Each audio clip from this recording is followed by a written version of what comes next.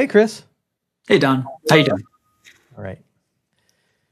Welcome back to the YouTube channel, Manufacturing Know-How, the Don and Chris Show.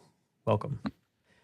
Hey, we've had a lot of conversations recently with customers about training and not just what kind of training are we going to get with this implementation, but what kind of ongoing training can I have? What do you recommend? There's so many different training scenarios that customers are coming to us and talking about. You are personally responsible for a lot of the training we do post implementation and what we put into the manufacturing know-how learning management system. You tend to drive that curriculum, but how often is it that you're thinking about the use case? Like, when does a customer need training? When is it important for in their life cycle, whatever that is? Yeah, the answer is throughout the life cycle, right? I mean, we talk about training where we had just a recent video talking about the intro to the MES world itself, talking about the language of it, why it compares to the paper world versus a digital world that we live in now, why it's important. So that prep work ahead of time, building up a vision inside the company as to why we're even going through this journey. Everyone's getting pushed to that ledge right now that if you still have paper on your plant, it won't last there much longer. So we've definitely come into the time here in 2026 where people are realizing it's a matter of, when and that when is going to be soon. Yeah, just thinking about sometimes the training is just, what is the name that we give to our problem? And what is MES? Like, I can go to 100,000 different websites and see different definitions of MES, but how do I grasp the concept at a level that allows me to think of my plant in terms of how can an MES help? Just looking around the plant, and that is the training you build. It was designed, or the thought process when you design that training program that's free, by the way. If you go to the website, you can sign up to participate. I'll probably have it put in this video too for a link for that. Yep. And so check the comments. I think you'll get the link to the training video for free. I think all you have to do is sign up and you can get access. But the point of the video is, as designed, is to have someone that knows they have a problem, give that problem a name, give them some common language to use when they're talking to others about it. And maybe they show others the video or invite others to watch, so that as you start to build momentum or initiatives in your plant, you're training yourself and others to speak the same language and talk about problems in the same way. Because if you and I work in the same plant and I'm looking at, I don't know, mesjoe.com and getting my definitions and reasons there, and if you're looking at Proficy.com and you're getting your reasons and explanations there, we can't talk the same language. We might even think we are, but until you have the same common understanding, you can't have a tribe, right? It has to have a common goal and a common language to have a tribe. Yeah, quick plug for mesjoe.com. I'm going to see if that actually exists. But yeah. But no, I think it's true, because there are different terms out there, whether you're parsing apart your downtime into different categories, different philosophies when it comes to efficiency. And there's also different language used as far as how you're going to be looking at your alarms, maybe even different perspectives.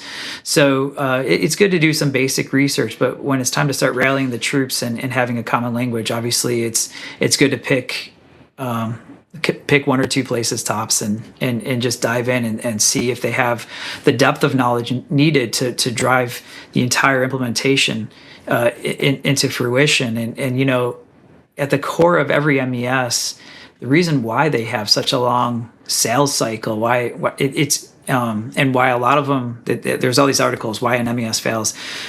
Training, understanding, it's all a cultural disruption. It's got to be built on trust. It's got to be a two-way conversation.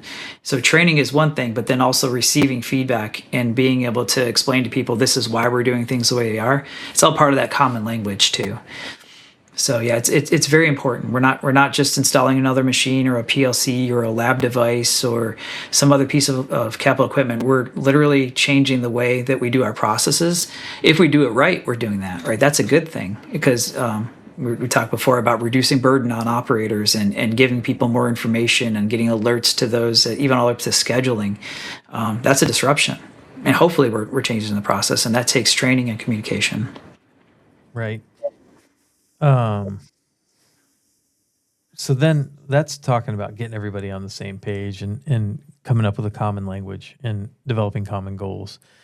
Another aspect of training that is worthwhile to talk about is, and here's a plug for Rain Engineering. When we're building the systems, we look for opportunities then to do recordings or provide some documentation or both for a system that is being constructed so that if new people enter the project from a customer perspective or even from our own team's perspective when we're doing an implementation, it's easier to bring that person up to speed. So let's say you're 6 months into a MES project and the customer onboards 2 or 3 new people into that MES team. There's a series of videos and series of documentation that can help them get up to speed much quicker. Talk a little bit about I'll call it in-flight training, like in-flight training, learning the things that get you caught up, or even help you understand the design that's being implemented. The in-flight training meaning you're getting new people brought onto your team or maybe into new roles, right? Right. Yeah, and really, that's where a good solid design from the beginning of the implementation on can be very beneficial. And having some of those strategic helper pieces of training material in place, having the exceptions reporting that help guide people into what they might be missing, and then maybe even starting it off with a couple of intro videos that they're going to see right when they join. It's all part of a larger playbook, but you find what those pieces are that work for your organization and your culture, and hopefully people already have some things like that already within their company. But with the whole idea of starting down this path of digital transformation that never ends, this could be a good opportunity for you to start bringing yourself up into that new type of culture. Yeah. Also, the thing I think about is sometimes in the beginning of the project, but always somewhere in the middle of the project, we start to bring in our support team and helping them understand, why was the system designed this way? How was it built? How can I troubleshoot this system? What documentation should I be retaining? And those kind of things, so that if Rain's going to support the customer with our assurance support program, which is always included with our implementations for a period of time. But if after that period of time expires, the customer plans to pick that up, a lot of the onboarding those customer support people will need is happening in flight of the project. And the sooner you involve those people, or at least the sooner you start to produce the documentation and the training and such, that they'll need to understand what's on the back end, not just how to use the system, but how the care and feeding of the system, I think, is another aspect of that in-flight training that just is really important to, okay, what happens when Rain is done with the implementation and we as the customer have decided to carry forward with supporting it ourselves, without having to call Rain every single time.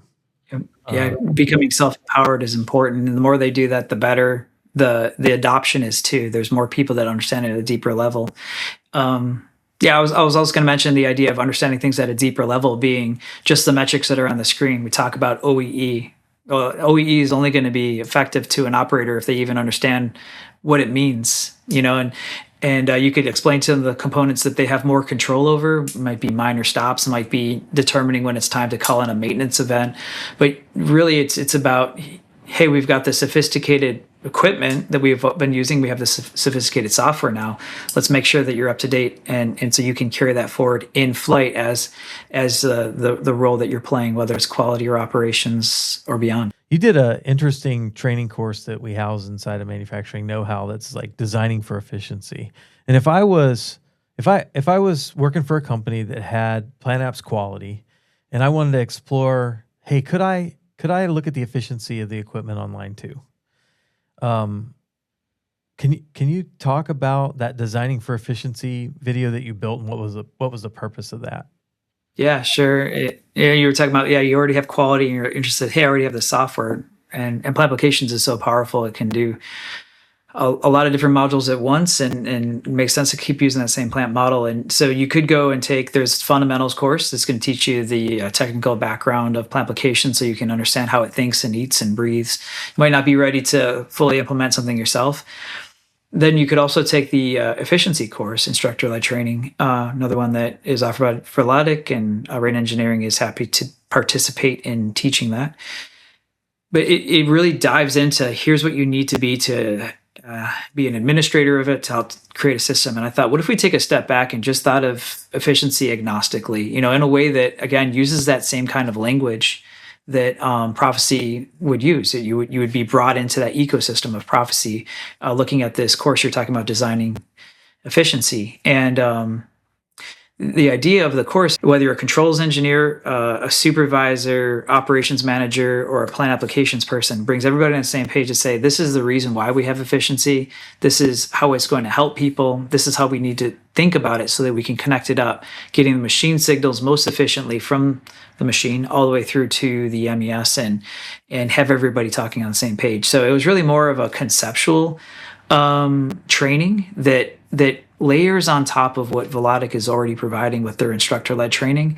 Everything that we're doing, we are looking to see what comes from the vendor and say, how can then we augment that? And really, from our perspective of servicing so many different manufacturing companies, tap into what's the common questions people are having so that we can just expedite that part of the process and get right into building the system as well.